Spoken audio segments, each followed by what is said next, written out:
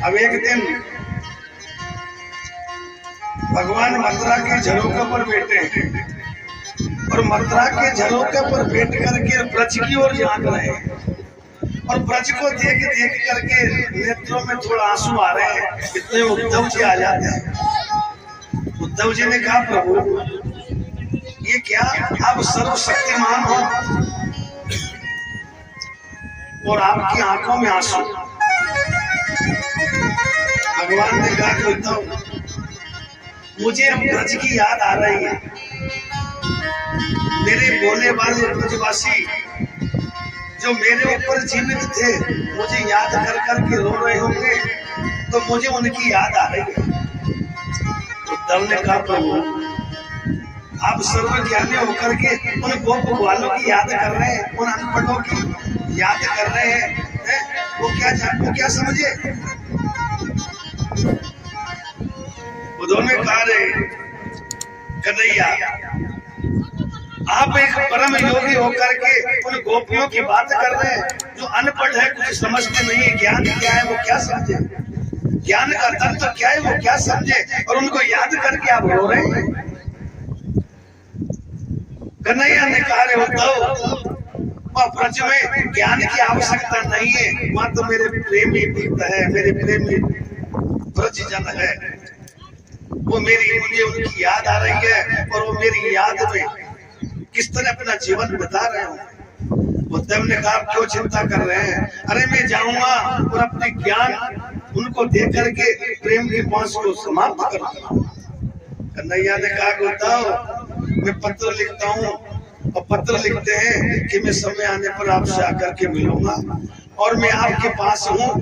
आप ऐसा ना समझे कि मैं दूर रहकर भी आपसे दूर नहीं हूँ, मैं दूर रहकर भी आपके पास हूँ। और पत्रिका लिखते हैं और कहा कि उद्धव, ये पत्र जाकर के दे देना, और वैसे तुम जाओगे तो तुम्हें कोई नहीं देखेगा, इसलिए पीला दुपट्टा उद्धव जी को डालते, पीला वस्त्र पहन करके पीला दुपट्टा ओढ़ करके उद्धव ब्रज की ओर जाते हैं। जैसे ही उद्धव जी का रथ आ रहा था, तो जैसे ब्रज आने लगा तो कुछ गोप ग्वाल दिखे। गोप ग्वालों ने देखा कि रथ तो हमारे कन्हैया जैसा लगता है और कोई कन्हैया जैसा आ रहा है, तो जैसे देखा तो गोप ग्वाल उनकी ओर भगते, और जब रथ पर जाकर के देखा कि हमारा कन्हैया नहीं है, ये तो कोई और है, कन्हैया की भेष में आया है, तो तुरंत मुंह मोड़ लेते हैं। उद्धव जी ने कहा, लालाओ क्या बात है, कोई देख करके तुम पीछे कैसे गए। तो लालाओं ने कहा, अरे हमने सोचा था हमारा कृष्ण आया है, हमारा सखा आया है, लेकिन ये तो कोई और है। भैया आप जाओ, माफ करना को आवश्यकता नहीं। उद्धव जी ने कहा, अरे लालाओ, मैं ये तो बता दो वह नंद को मेल किधर है। उन गोप वालों ने कहा कि बाबा, आप नंद जी के मेहमान हो और नंद जी के यहाँ जाना चाहते हो, तो ये धोरा जो पानी का धोरा आ रहा है ना, इसको पकड़ के सीधे चल जाओ, ये नंद बाबा के मेल की बताई जा रहा है। उद्धव जी वो नंद बाबा के मेल की ओर गए हैं और नंद बाबा के मेल में जाकर के नंद जी मिलते हैं। नंद जी उनका आदर सत्कार करते हैं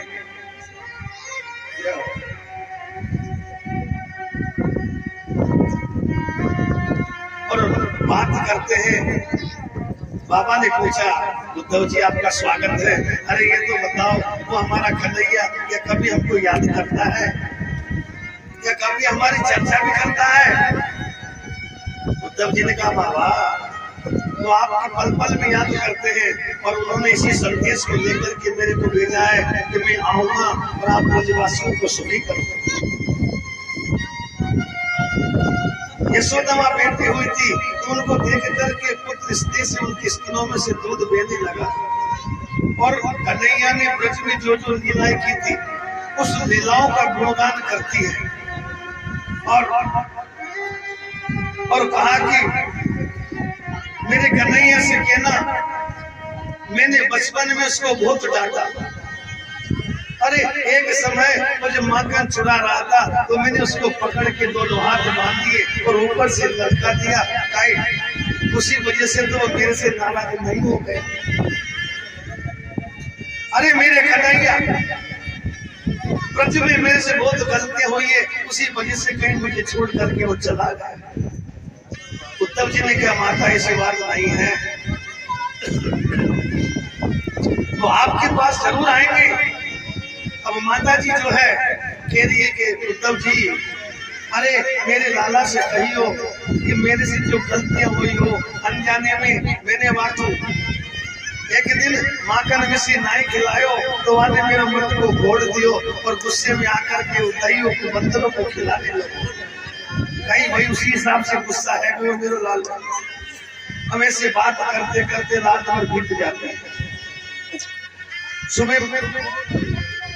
रात काल हुआ तो गोपियां क्या करती है, 4 बजे उठ करके अपने अपने देवरियों को लीपती है और लीप करके जो जो भगवान ने लीलाएं की थी वो लीलाओं को गुणगान करती है।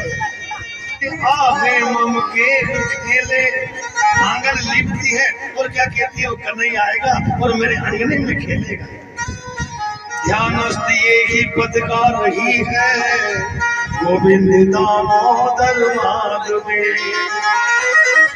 और गोपिकाओं ने देखा कि कोई पीले कपड़ा पहन करके कृष्ण की आकृति जैसा बाबा के यहाँ बैठा हुआ है, तो सोचने लगी अरे कोई अक्रूर तो नहीं आके, वो अक्रूर नहीं है, वो क्रूर है तो हमसे हमारे श्याम सुंदर को छीन करके ले गया। अब ये कोई हमें जलते हुए में अग्नि की डालने तो नहीं आया है। तो सारी गोपांगनाएं उद्धव जी के पास आती है और उनको घेर घेर के, और ये भूल जाती है कि कब कैसी बात करना चाहिए, और जो मन की बात है सारी कहती है। अरे बताओ तुम कौन हो जो हमारे श्याम सुंदर की वेशभूषा में आए हो? उन्होंने कहा कि मैं आपके श्याम सुंदर का मित्र हूँ और आपको उनके बारे में संदेश लेकर के आए हो। गोपियों ने कहा तुम क्या संदेश लेकर के आए हो? जो हमारे प्राण हमसे चले गए, अब आप हमें सांत्वना देने के लिए आए हो?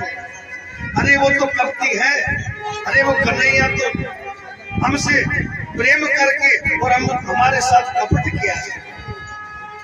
वो कृष्ण तो ऐसा है जो एक बार प्रेम कर लेता है और प्रेम पूर्ण नहीं होता, उसके पहले प्रेम को छोड़ देता है और चला जाता है, अंतर्ध्यान हो जाता है। अरे वो तो कपटी है। उद्धव जी ने कहा उस कन्हैया को कपटी क्यों नहीं? गोपियों ने कहा वो कपटी नहीं, माँ कपटी है। पहले हमसे प्रेम किया, सौहार्द किया और फिर उस प्रेम को पूर्ण नहीं होने पर नहीं हुआ, उसके पहले हमको त्याग करके चला गया। तो कपटी नहीं के तो क्या कहे? और उस कन्हैया ने ब्रज में रह करके हमको उसके आदि इतना कर लिया कि वाक्य बिना जीवित नहीं रह सकती। प्राण तो उसके साथ चले गए, अब तो ये शरीर बचा है। उस कन्हैया की बातें करते हैं क्योंकि गोपियों का मन श्री कृष्ण में तल्लीन था। और कृष्ण की मिलन के आकांक्षा से गोपियां फूट फूट कर रोने लगी। एक गोपी को जब स्मरण हुआ तो एक भंवरा